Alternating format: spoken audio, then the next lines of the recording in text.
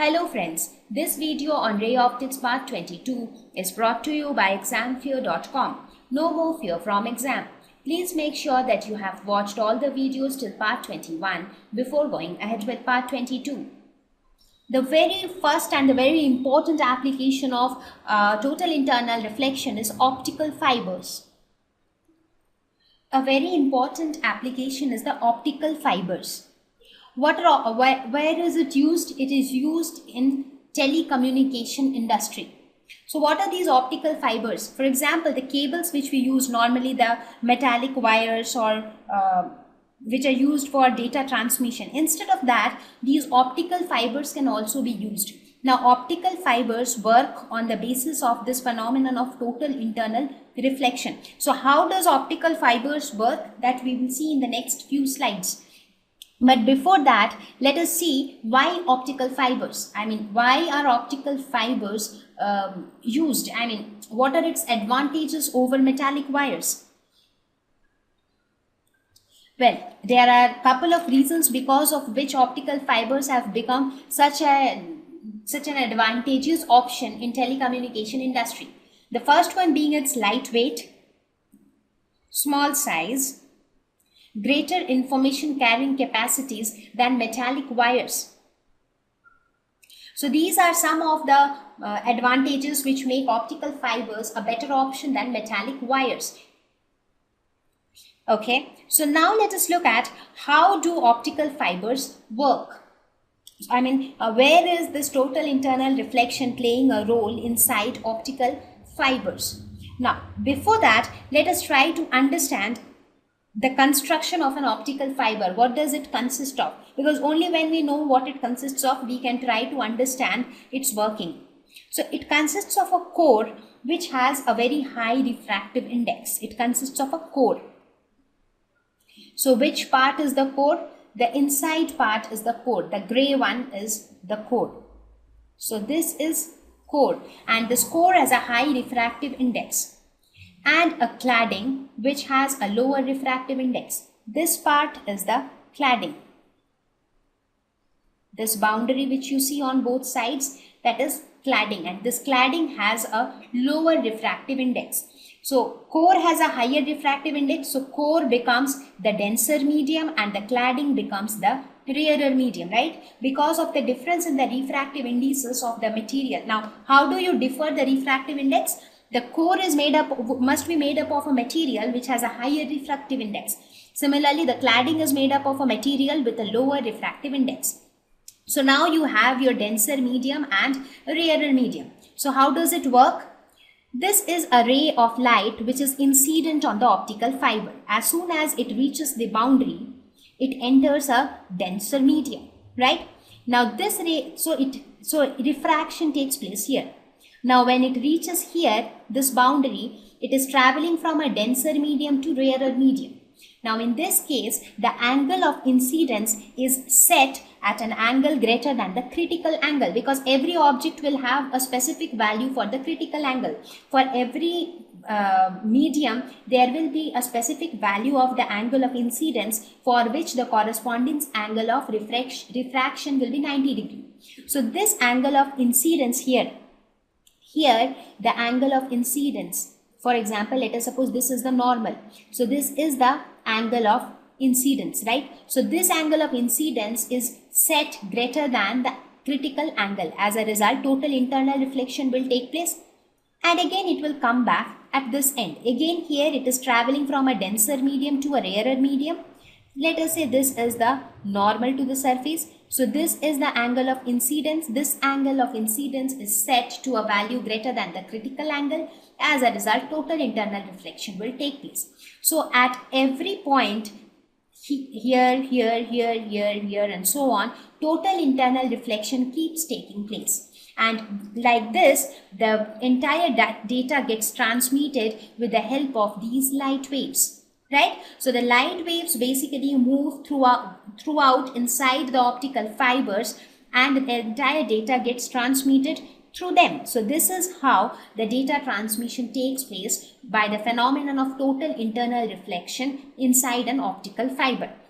So the only trick which they have done is they have designed the interior of the optical fiber in such a way that they have a denser medium and a rarer medium, and they made the light ray to travel from the denser medium towards the rarer medium, and they have set the angle of incidence greater than the critical angle. Right? So in this way we see that the light ray travels throughout the wire and the information gets carried over. So optical fibers are generally made up of glass or plastic. So glass optical fibers as well as plastic optical fibers, each of them have their own disadvantages and advantages. So let us have a look at both the types of optical fibers. When we talk about plastic optical fibers, they are cheaper as compared to glass. They are flexible. Plastic optical fibers are cheaper, flexible, because there is no fear of, they are not brittle. So there is no fear of them getting broken down. They can withstand more stress because they do not break down, right? So they can withstand more stress. Less efficient transmission, that is where it fails. This is a disadvantage for plastic optical fibers. They are not very good at transmission because of the higher losses involved with plastics. Whereas in case of glass optical fibers, even though the first three advantages are not there, it is not cheap, it is not flexible also, and it cannot withstand more stress. But in this case, there is more efficient transmission over large distances. But because of the first three disadvantages, glass optical fibers are not preferred to be used over long distance transmission, because there is always a fear of them getting broken down, because glasses are brittle. So we see that both glass as well as plastic optical fibers have their own advantages and disadvantages. But as such, optical fibers have got a very good application in different spheres. So where do we find optical fibers? Where do we actually see optical fibers? The first one is fiber optic endoscopy. It is a very important sphere of the medical treatment. When you go for your medical treatment, sometimes you see the doctors often ask you to get some certain tests done. For example, you would have gone through some body scans or ultrasounds and things like that. So similarly, sometimes your doctor asks you to get an endoscopy done. So what is this endoscopy? Endoscopy is nothing but looking inside the body for some medical reason. Maybe something has happened inside your body. So the doctor cannot see it from outside, right? So he wants to see, or he wants to get the interior view of the body. So endoscopy is looking inside your body for certain medical reasons. So fiber optic endoscopy. What happens in a fiber optic endoscopy?